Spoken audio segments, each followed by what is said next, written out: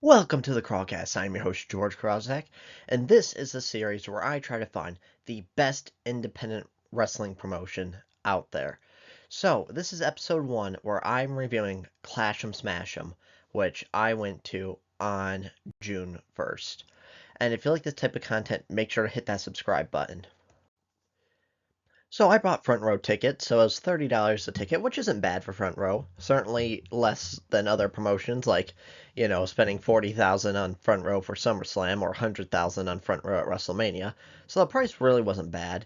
There was a little bit of confusion at the beginning because so they had names on chairs, which I assume were probably like friends and family of the wrestlers. And me and the people I went with didn't have names on any of the chairs. And so there was a little bit of confusion, but other than that, entry was great, and I don't know if this was Clash Wrestling or if this was just Kudos Bar. The service was unbelievable. There was constantly and waitresses around asking us if we want drinks, if we want food, stuff like that. So overall, service was really, really great, and overall just had a really great time. And now I'll review some of the matches. So the setup, like I said, really, really great.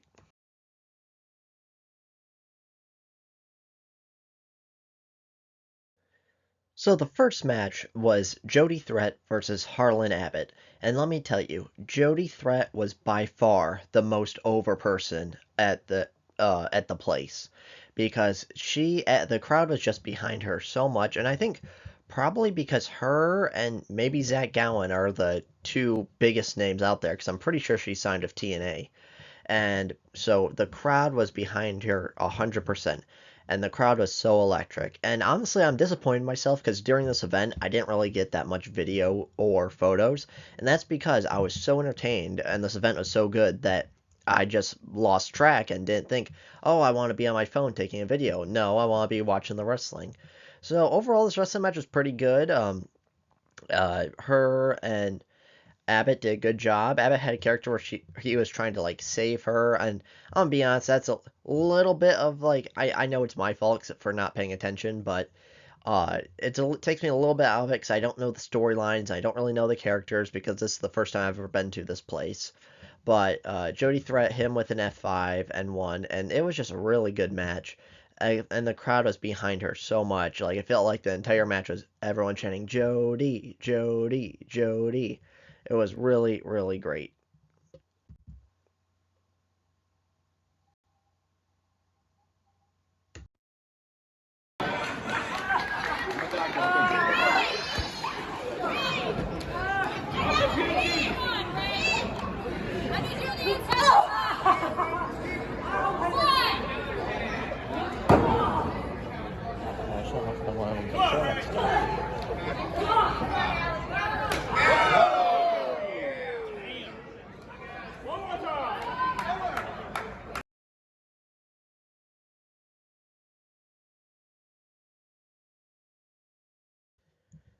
The next match was Ray Larson versus Allison Kay, and this one was a little bit shaky because the character work was pretty good with Ray Larson doing her like pinkies up thing, or sorry, not Ray Larson, Allison Kay doing her pinkies up thing, and there was a couple of botched moves, and it was a little bit unfortunate, some missed timings, but overall it was a fairly decent match. I did get my picture taken with Allison Kay, and it cost $10, which wasn't bad, and she retained the Clash Women's Championship.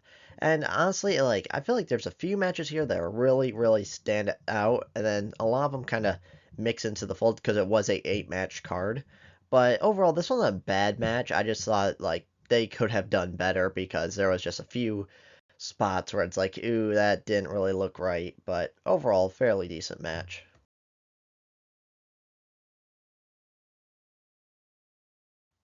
The next match is Justin Rain versus Ren Jones, and this was actually a pretty good match. The crowd was really behind Ren Jones because he's the swag champion. I assume that's not an actual title. I assume that's his own little thing. I'll be honest, I don't really know. And overall, it was a solid match. Ren Jones lost by a roll up, which was interesting, and this is one of those where I was like, it's a decent mid card match. It not necessarily super memorable, nothing terrible, but overall, fairly decent match, kept me pretty entertained, and it was great.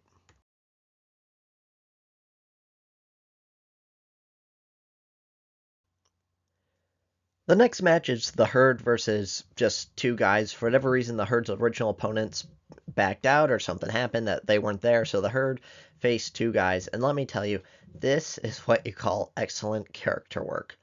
Uh, there's a guy called Dr. Wrecking Ball, and everyone kept calling him Dr. Meatball, and it was just excellent, excellent crowd work, excellent character work, just because everyone just every time he like did a move where it wasn't a lot of great wrestling moves to be honest, but it was a lot of very entertaining stuff because if he'd run around, somebody like, oh, that's a fast meatball, or if he did kind of like a splash, like, oh, look, a flying meatball, and then he'd scream at the crowd saying, I'm not Meatball, I'm Dr. Wrecking Ball, and it was really, really good, and it ended with a miss spot, and it was actually pretty funny. So I was sitting in the front row, and when the guy shot the mist from his mouth, actually quite a bit of mist got on my leg, and the two guys next to me didn't notice it because they were wearing pants, but I was wearing shorts, so I definitely got some mist on my leg, which is pretty funny, and overall, just very, very entertaining, because there's kind of two separate things, or you can do moves, or you can do crowd work, and they definitely did crowd work because in terms of actual moves itself, this match was just okay, average at best, but the crowd was into this. And the Dr. Wrecking Ball, that guy, he just did an excellent, excellent job working the crowd and messing with them. And the miss spot at the end was pretty cool, and excellent job all around to everyone in this match. And the two guys, it was pretty funny because one of them was from Saginaw, and there was a couple people from Saginaw, and people just kept yelling, "Hey, Saginaw!" and cheering for him because of that.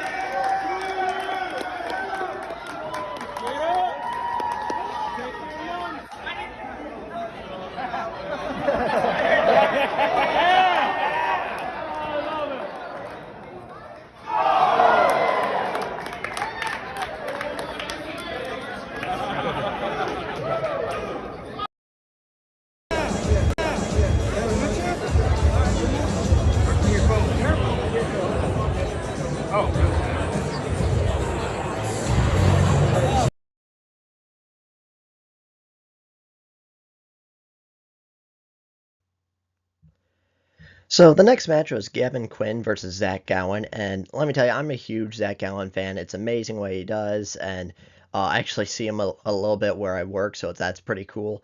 So this was a really great match. They had a lot of great spots. Zach Gowen tried to hit a moonsault and miss, and then Gavin Quinn hit a moonsault and won.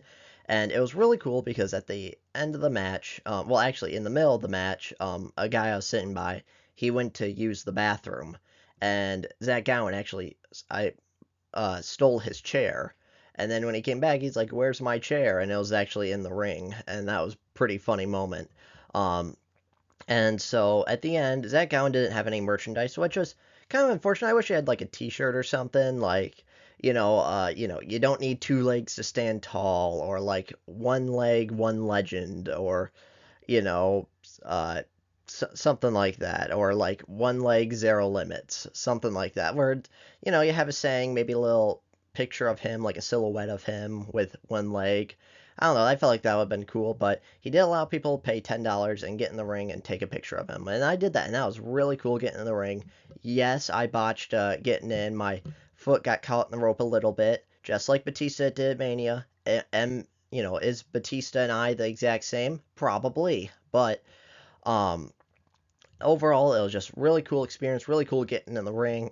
And then this was also my fault getting out. I didn't realize how high it was because I just like jumped out of the ring, and I'm like on the landing. I tripped a little bit. I'm like, ooh, I didn't realize how tall that was. But it was really cool seeing Zach Gowen and cheering him on, and everyone had a really good time seeing him. And it was a really funny moment where he was gonna hit him with the Gavin Quinn crutch, and then he took a lady's cane, and then I assume this has to be planted because there's no way they'd do this to actual fans. But there was a moment where Zach Gowen was laid out on a couple of fans, and Gavin Quinn was going to hit like a rolling senton on him, missed and hit the fans.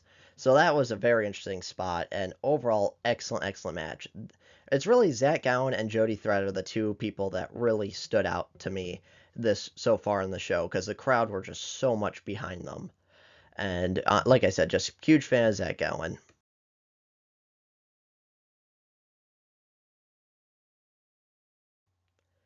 The next match you have Studio 86 versus the production. And this match was really good to me. Honestly, I think this was probably the match of the night. And Katie Arquette of the production, to me, she was the superstar of the night. I thought she had the best character, she had the best moves. She really put in a shift here and did really, really a great job. To me, superstar of the night is Katie Arquette. So in this match, there's a lot of funny crowd work because they are billed from Ohio. I don't know if they actually are from Ohio or not, but they're billed from Ohio. So as being in Michigan, they were booed a lot. And then there were some kids that were sitting behind us that were screaming at her. And it was just funny because she started screaming back at the kids. And at one point, I was just hoping, I'm like, oh, I wonder if she's going to try to like suplex one of them or smack them or something because I just thought that'd be funny. But so great crowd work, and then the production just had a lot of great double team moves that they were hitting, and there was a lot of funny spots. Like there was a chop spot where all four of them got in the ring and started chopping each other, and there was a really funny Bronco Buster spot where one of the guys from Studio 86 hit Arquette with a Bronco Buster, and then it came around, and then and then he, or sorry, she hit, or yeah, and then it came around and she hit him with a Bronco Buster. So I got a little tongue tied there, and the crowd absolutely loved it, and it was just a great spot. The production, like I said, had a lot of great double team moves, and to me, this was match of the night. It was really, really good. She was like the wrestler of the night, and it was just excellent, excellent, excellent. Can't say anything bad. Although a couple of times the cameraman did get in the way of our seats, which that not their fault, but that's kind of I guess a little unfortunate bit of being in the front row is a cameraman might walk in front of you. But again, match of the night, all four of those guys did really, really great and overall really, really solid.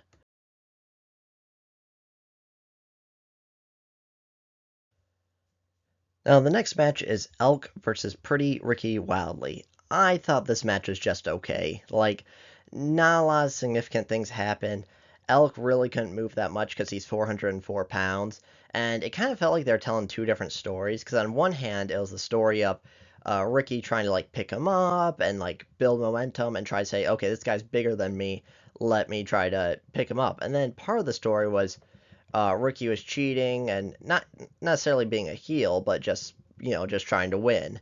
And so it kind of felt like it didn't really mix well together, and the ring shifted a lot. Let me tell you, I wish Elk took a body slam because it felt like the ring was just shifting and moving every time he'd fall down or run the ropes, and it was pretty interesting. But overall, it wasn't nothing really happened. And also at one point they fell to the outside and the grass that the ring was on was like kind of cheap turf, and I kind of felt bad for them because they got like a lot of black stuff on their back, and it just didn't look right. But overall, this was a decent match.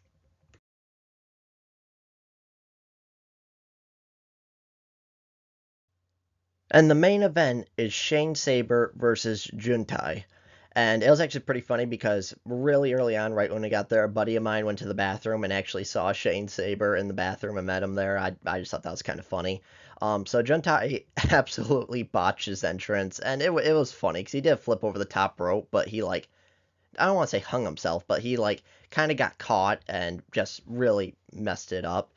But overall, this was a really good match. And there was one moment where Juntai was on the corner turnbuckle and did a backflip to the outside. And it is insane the precision of that because at one point there, because there's probably about 4, maybe 5 feet between the ring and the crowd. And so doing that is just absolutely insane.